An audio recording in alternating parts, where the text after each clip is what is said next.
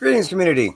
It's Kevin of Entropy and Comics. It's great to see you. And this is, I don't know if I did one of these bag and board things before, but this is a bag and board thing. I'm just babbling, and that's the object of today. I'm just going to throw together about 300 bags and boards, and I'm just going to do it starting off with the basics. What I mean by that is, the regular pulls, the moderns, all the basic stuff that's not valued at anything too high. I put in Pro Safe. I am a silver size kind of guy. Like to see a little white all the way around. I know I'm having some protection. I appreciate you being here, Mike. Hope you're doing well, sir. And you know what, Mike, if you can do me the favor, actually, I'm going to do this public.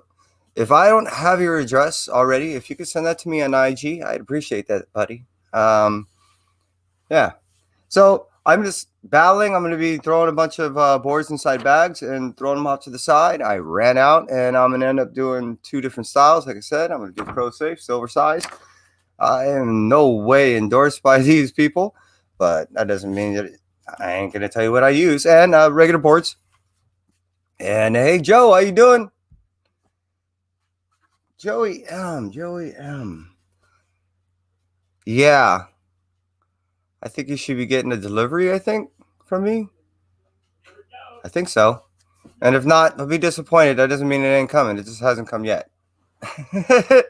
But yeah, I think you should be receiving something rather soon from me. And I hope you're doing well. And after that, I'll end up throwing in my lights if I end up hanging out long enough. But yeah, all I'm doing is I'm just hanging out. I know there's a bunch of other shows coming on a little bit later, and hopefully I could be your buffer, your filler, your sausage in between. And I just want to hang out. So look, I'm just going to end up throwing some boards and bags and hanging out with you. And I hope everyone's doing well. And cool. I'm glad to hear. Perfect.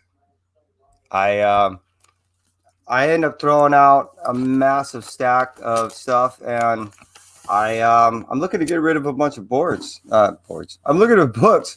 That's why I needed boards. Everyone comes to this dilemma, which is mine right now, where you end up with so many books you don't really know what to do with. And yeah, that's kind of where I'm at right now. I'm at an existential place right now as far as my collecting. Jeff, I hope you're doing well. And Jeff, I'm going to throw the same line out to you as I throw out to Mike. If you could, please find me IG and throw me your mailing address, if you wouldn't mind. I would appreciate that. And, you never know when might end up flying out your way. So, yeah, I'm just throwing in bags and boards, and I'm basically talking about how I'm trying to refigure out my whole collecting situation. I really love reading. I have right now 60 different titles that I've yet to read. I just readjusted my pre-order. I appreciate that. I really do. And what I mean by that is stuff's going to be coming sooner for me than it used to in the past. It used to come on the first week of the month. I now ask for it to come on the last week of the month. So reason why I'm talking about that is I'm going to end up receiving another massive order soon. Really, what I'm talking about all this is after doing some calculations, aside from monetary, and coming to the realizations that, yeah, I can't read everything I want, even if I wanted to. That, it's not even a FOMO thing. It's more of just when I get into anything, I really go hardcore. You might even notice the shirt that I'm wearing. I made about 20 of those recently of just tie-dye stuff. I just have interests in life, and comics is one of them. And when it got to the point where comics started taking away from everything else that I was enjoying in life, I have to reassess some things. So it wasn't that it was taken away, I should say, not from everything, as much as it was just interrupting other things. This is enjoyable. Battling with you guys, hanging out with you guys, telling you what bags I like to use, what boards I like to use, why I like to use them. It's enjoyable. When it all of a sudden becomes the only thing that I'm doing, that became a problem. And that was another reason why I got back into this when Kai showed interest in this. And it was awesome to share that with him. It wasn't just about me, it was about he and I really enjoyed that.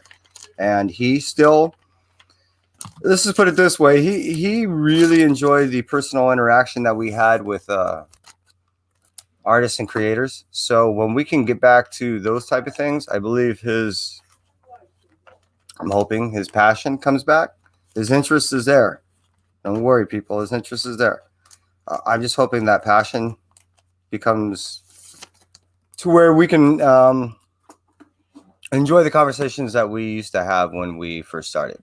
I'm not going to delve on that. I'm going to move from there. I will leave on a decent note of saying that, hey, he still has Kanto stuff all over his room. He still got slabs all over his room. He still has figurines, things like that, all over his room, and he still enjoys them. So, yeah. Now, I want to touch on a few things. One, publishing companies.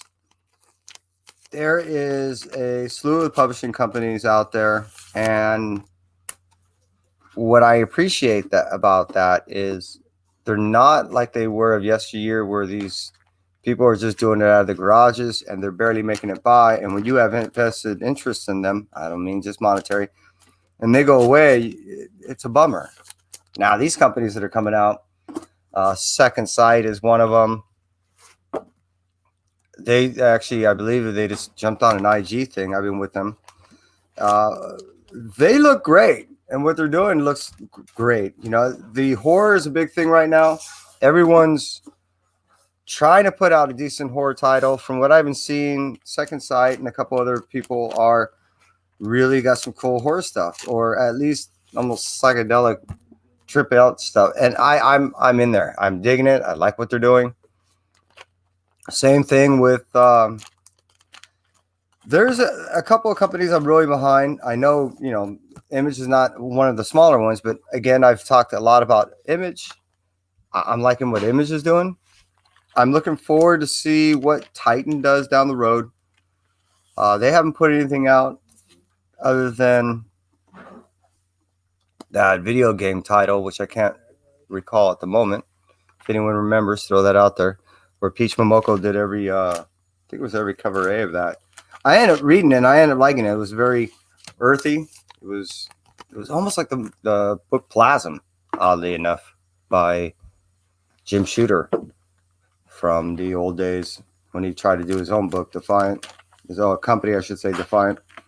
And again, that's what I'm getting at, is all these publishing companies. There's some that are out there that are really strong. It isn't one person trying to do something that has been redone and done better and is inevitably going to fail because of it. It's a lot of good writers, good artists, up and coming people that have a lot of passion behind what they're doing, and you can get that behind their books.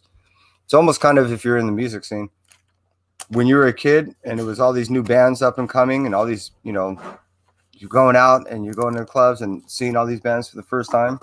It's kind of a similar feel because there's a renaissance happening right now. I believe when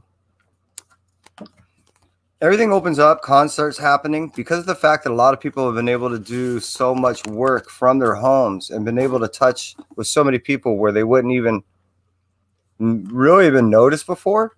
At a con, a lot of people just walk right past them in an artist alley.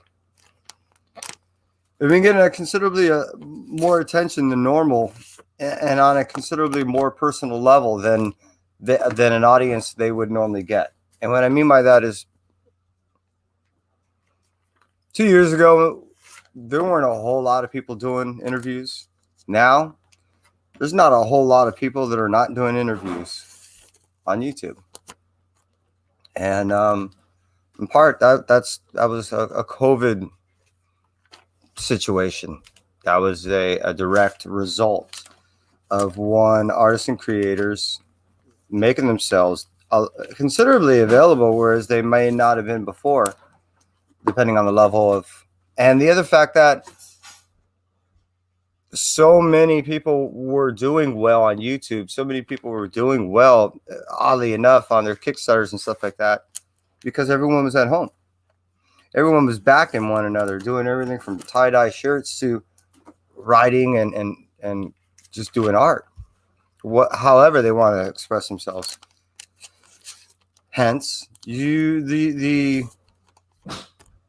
direct result of evolution from that is the fact that we end up with these publishing companies, people that end up with so many different artists and creators coming to them and being able to say, hey, you know what I need to do is organize this and put it together, that they did.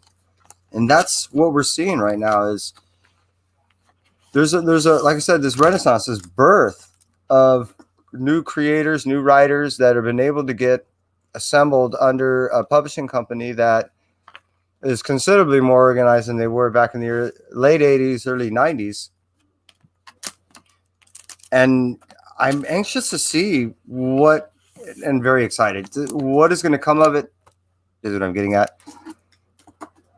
Starting now in this June, July, and August is when you're going to see a lot of new titles from a lot of new companies, publishing companies.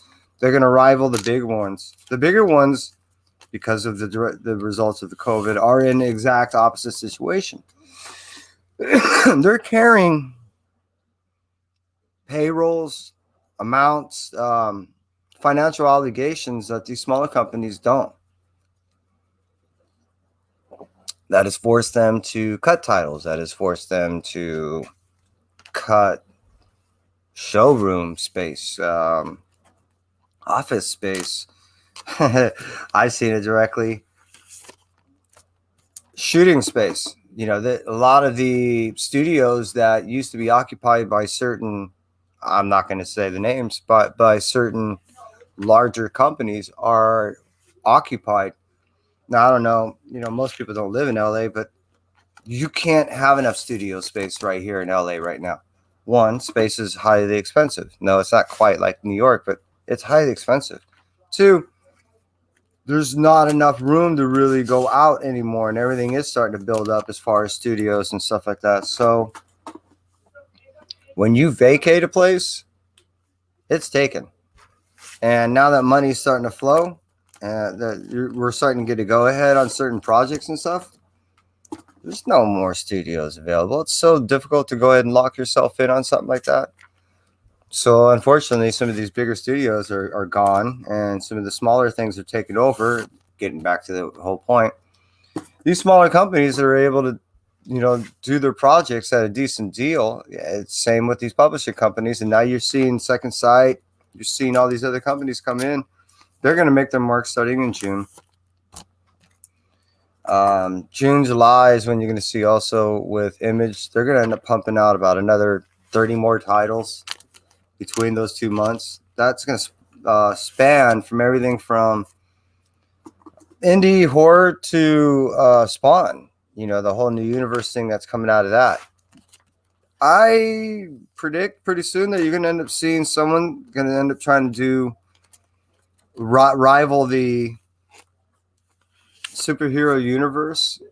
Someone's gonna end up trying to put something together again pretty soon, and I don't think they're going to do it in a cliche manner that we've seen before. And that's what's really going to change the whole scene when it comes to the superhero market out there. Is no one wants to see the old tropes again done before and done better. Everyone wants to see something different, and I think that's one of the things that we're end up seeing. Hey, Lisa, hope you're doing well.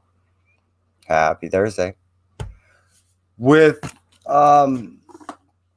titles like Invincible that you've been seeing on animation and so forth, it's far from the stereotypical superhero stuff that we've seen, if you can even call it that. But it's, you know, I think that's what people really want. We're done with the 70-year-old beaten down character of like a superhero stereotype of Superman, or, you know what I mean? That's been, it's yeah. So again, get back. I'm starting over. Revolution. Boards, bags. The company I'm using, size I'm using.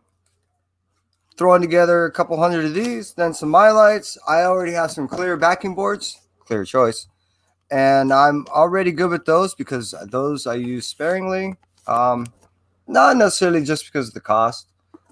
It's more of you got to choose the right book that wants a clear backing board. You know, either a wraparound, which it better be a decent wraparound, or some of those old 70s books with the old Evil Knievel ads, or you know what I mean. You're talking my era, and I like seeing it. So those are the ones that tend to get the clear backing boards. And to everyone that's been hanging out with me so far, those 3 people, I appreciate you. I am so close to actually hitting 100 people. If we can hit 100 subs, I would not only greatly appreciate it, but the next time I jump on, if I can just have a few bodies over subs, meaning 100, just to ensure that it doesn't yo-yo back below it. I'd love to be able to give out some stuff. I am chomping on the bit to give out stuff.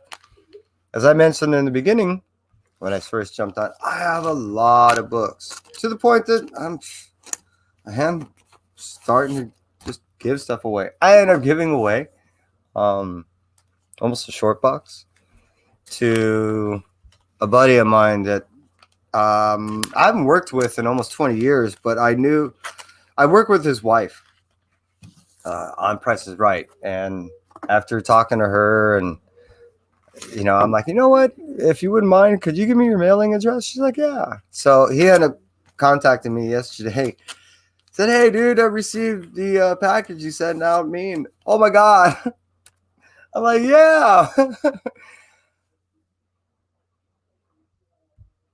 So I hopefully spurred his whole recollecting thing. I know he don't have a whole lot of money, but I have a whole lot of books. So hopefully I can help him out.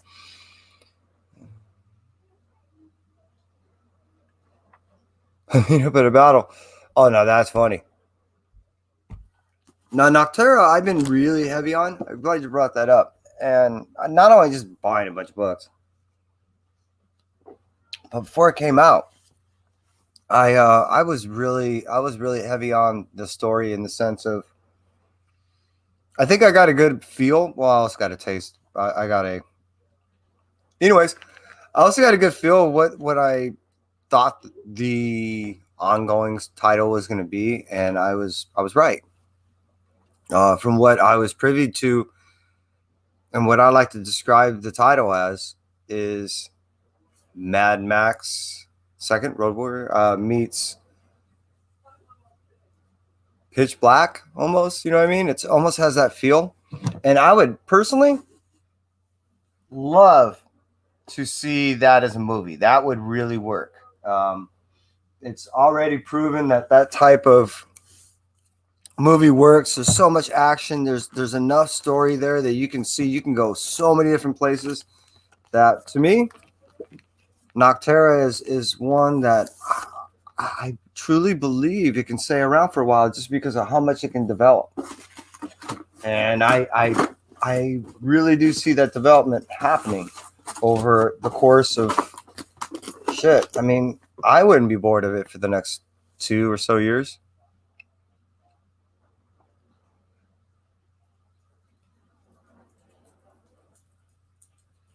I don't think you have at all. I think that would be so fucking cool as a crossover. I mean, obviously they would have to establish themselves independently, but as a crossover, that'd be fucking badass. I end up reading the old Gauntlet Berserker, and I have a feel that I mean, I personally feel that they're similar as far as the storytelling, the new Berserker and the old Gauntlet version. So when this title came out, I was like, hell yeah, I'm gonna buy into this. You can see some old videos that I was talking about. I didn't want to get all crazy on the spec. Who would have known those second, third, and fourth titles and number 1 would be what they are, or Prince. But I did know that the writing was going to do well. I knew between Keanu, who he picked, and what he pitched to do this with Boom, that it was going to be an awesome title. I do look forward to seeing this as a movie, and we already know that that's going to end up happening. So what we have to hope for is that Noctera becomes a title, and then somehow we get them to convince them to say, hey, let's do this crossover. Hey, Gary B, I appreciate you. Seriously, I hope all is well. And yeah, everyone, please chat within the chat and throw out some information. Now, hey, you know what I've never done is if there's anything out there that you guys are curious as far as the whole Hollywood thing, hit me up. Meaning, if you want to know how things develop or whatever, just hit me up. I know that stuff. For instance, I was talking about Kanto, and they're talking about the development of that. Now, I doubt, to put it this way, I doubt that even Will Smith has personally spoken with David and them. Now, that doesn't mean it probably hasn't happened, but personally, I doubt it. Everyone hires people. If you were to personally try to, work with every project that was going through your studios, no. I've worked on enough projects to know that you have to hire enough people to trust that they're going to do the job. So, yeah, I've seen things develop from stories, where back in the old days, they had writers that they would pay peanuts. And old days, I'm talking 40s and stuff. And what they would do is these people would just write out rough ideas, to where you can get a good feel. They would throw all these ideas into a vault. This vault was your idea vault for people would come in, producers with money, and they would say, hey, man, I know this is going to be hot in the next year. Let's say now we're in the 1960s, and it was all about horror and, the monster from outer space type stuff. Yeah, these guys were pumping these things out and writing. Well, nowadays, you have the luxury of independent writers and creators that are basically doing all this stuff that are willing to sell. So when they get options, they're just locking in that they can't do a deal with another studio. Now, if the studio does develop that, what they end up usually doing is, oh my God, they usually break people if they don't get a decent lawyer and all this stuff. But what they'll do is they end up having to hire still. Most people don't know how to develop their own stuff to be able to do the conversion. It's basically being able to tell how you're going to be able to adapt A to B. And most people don't have that ability to do so or even know how to. There can be some time and a lot of money because you'll always end up with arguments from the initial creator to the people that want to end up do it and going, look, you physically can't do this. Yeah, but this is how the story is told. Right. But you physically can't do this, or budget doesn't allow it. You don't have the money. Yeah, but there's the only way the story can be told. Right. Find the money. Initially, we agreed on this amount of money. You're over budget by 30%. The movie we already know ain't going to sell that much when it hits the office. And most they predict, as far as the demographic is concerned, 100 mil. We're already 400 mil into the production. You could. I've seen stuff that, again, in a COVID situation, when you're locking down people on a compound for 2 or 3 months at a time because you don't want cross contaminations either with different departments or with the outside world. You think that's cheap? So it's amazing to see on both sides how things work out. Because I just got to watching a little construction out here cost a couple $1 million, and you'd be like, for what? If I broke down all the money, you'd be like, oh my God. I know you just made it sound rational, but this is so irrational. Yeah, it is. I agree. Hence entertainment. That's Hollywood. That's why, you got to break away every once in a while and go surfing or something. I don't know. Meditate, go take a dab, rip, whatever works. So again, I right now I'm probably 70 deep. I've been more conversing than actually concentrating on throwing these things in here. I will end up throwing these guys. I got 100 of these guys. Got to end up doing too, and those I end up putting in my more expensive books. Anything valued over $20 usually goes into my light, or anything that's special to me in some reason or another. I end up getting a pre-order. Hey, Las Cruces. Appreciate you being here. Yeah, you should have a package come out to you, buddy. And one I watch is I got like 4 different channels I watch, and one of my favorite is a guy named he calls himself CHANDYE Kandai. I like his videos because they're very quick, very easy to follow. The thing I like about tie dye, I know I've deviated, but is it's one, a very artistic, but you're not going to get what you expect. It's a snowflake. So every time you try to recreate it, it's always slightly different, and I like that. That's kind of cool. It's yeah. I haven't did one in 45 years, so I had to break away. I had some family things going on, and it was just a good way for me to hit the reset button and go, hey, what can I do to kind of just clean out the head? And that was my way of doing it. So what I ended up doing too, I got all kinds of little. I'm gonna end up telling you some secrets since I end up kicking down one to a buddy of mine. So I'm gonna tell you guys some secrets. You guys ready? All I want to do is I want to see some thumbs up in the chat if you want me to tell you a little inside clue on how I get some of my books. And it has to do with what I'm doing. Hit a thumbs up if you want to hear. If not, I'll go on to another subject. Yeah, I'm getting close to being done here.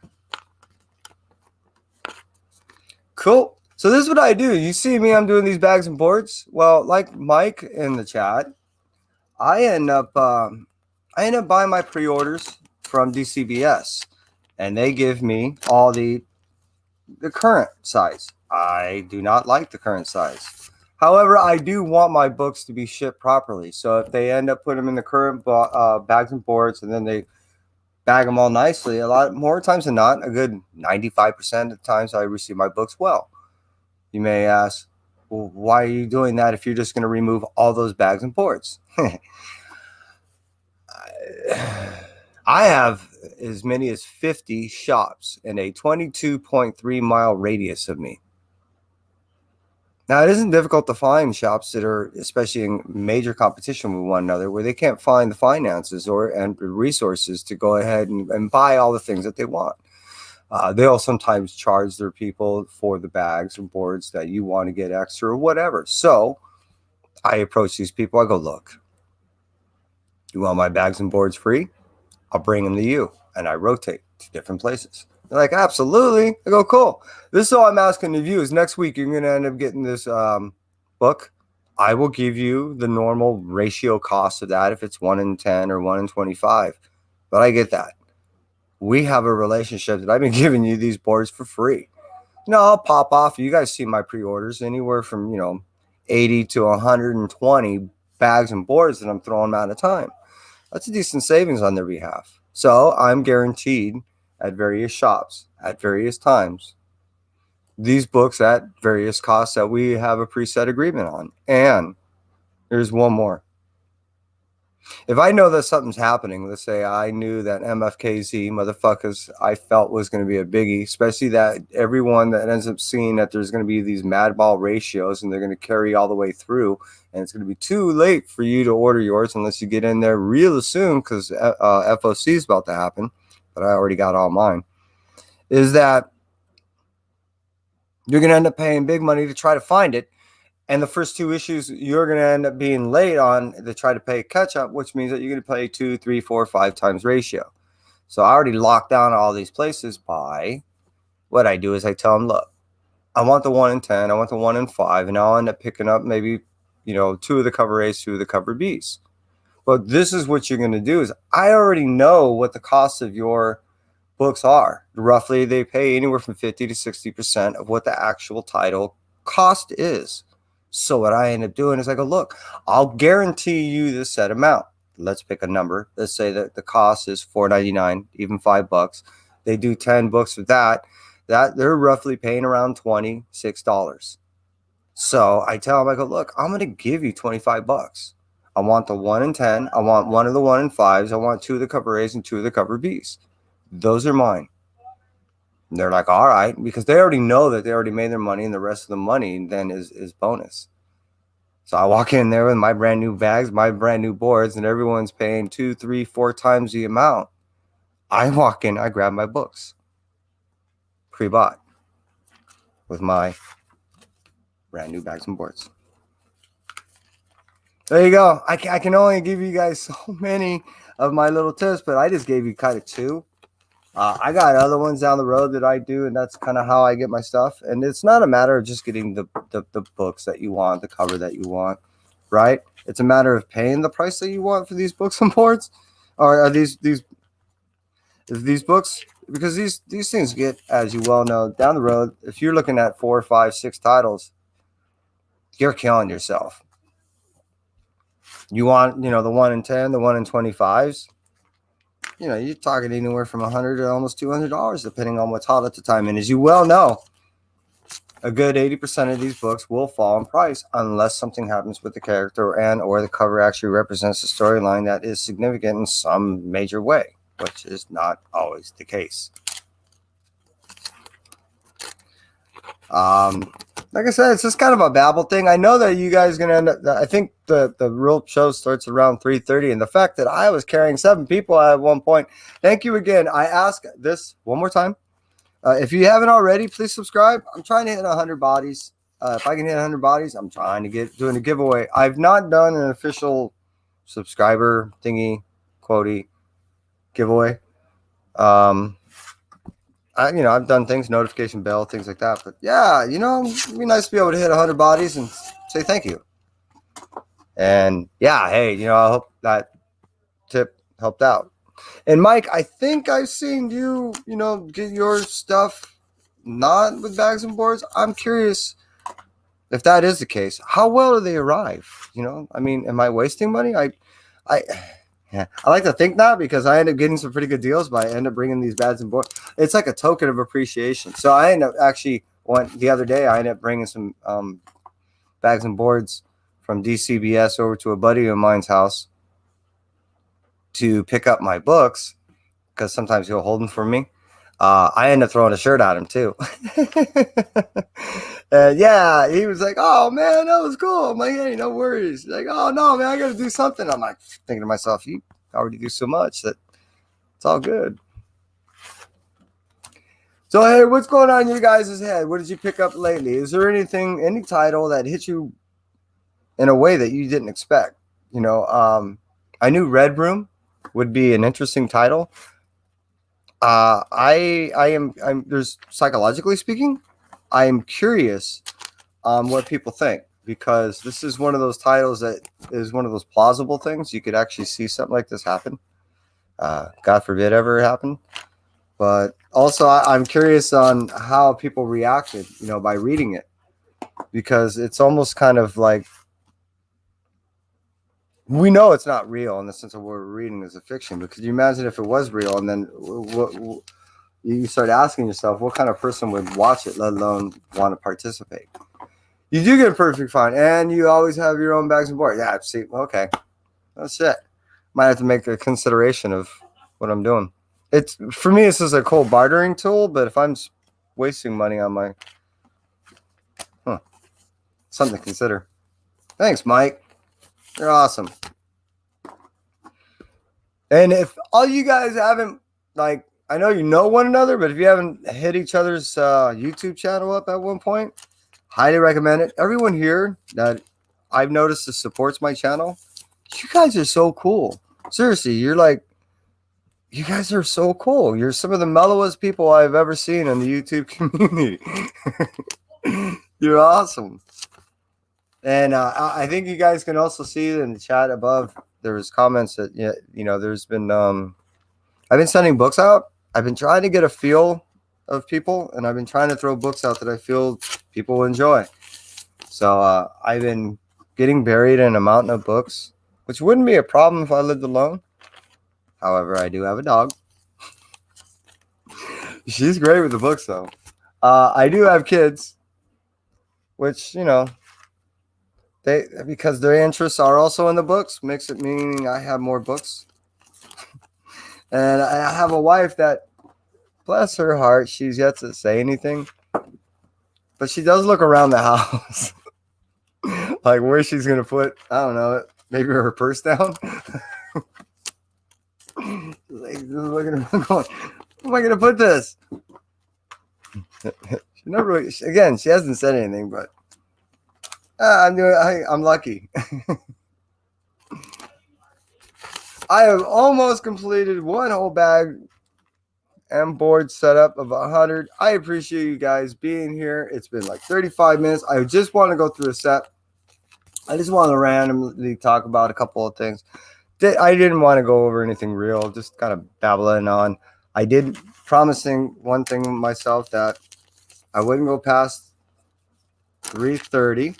The reason why is I know all the shows started happening around 3:30, and I didn't want to step on anybody's toes. I didn't want to overdo an overlap with anybody. So yeah, but if you haven't noticed, I haven't really did a whole lot of YouTube stuff.